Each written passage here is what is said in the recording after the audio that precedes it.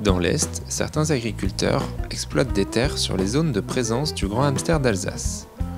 Ce contexte a donné lieu à la création de la CUMA de la Plaine. Cette structure a pu acquérir des financements européens grâce au projet Life Alistair pour développer de nouvelles pratiques culturelles. Alors on est dans le cadre du projet Life Alistair, donc pour la sauvegarde du grand hamster d'Alsace. Et dans ce cadre-là, en fait, on cherche à avoir une couverture du sol la plus longue possible. Et donc surtout après la culture du blé, où on a souvent en fait un sol qui est nu, alors que le hamster est en pleine période d'activité, de reproduction aussi.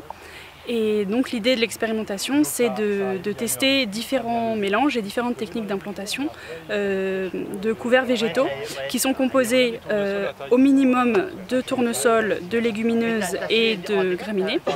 Et ensuite on a pu jouer avec 3 mélanges différents qui vont d'un mélange un peu simple entre guillemets avec 4 espèces à un mélange qui va jusqu'à une douzaine d'espèces. Au-delà de la sauvegarde du grand hamster d'Alsace, les agriculteurs voient ces tests de couverts végétaux comme une amélioration agronomique bénéfique pour leur métier.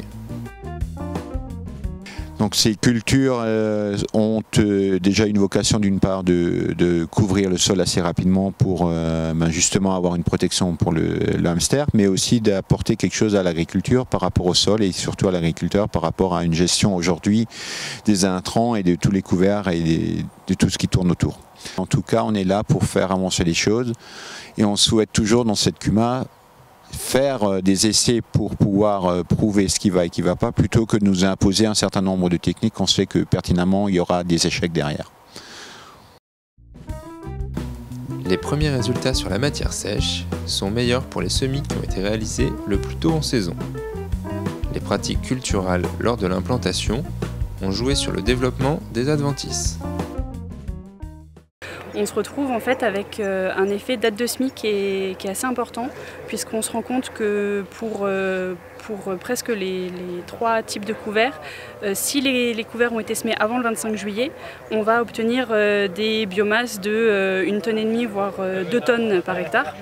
Alors que tous les couverts qui ont été semés après le 25 juillet, on sera plus autour de 1 tonne de matière sèche par hectare.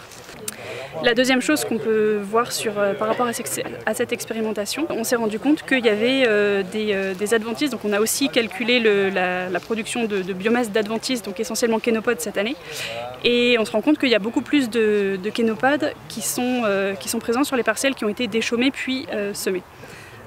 Donc effectivement, après il y a encore des différences entre les différents couverts.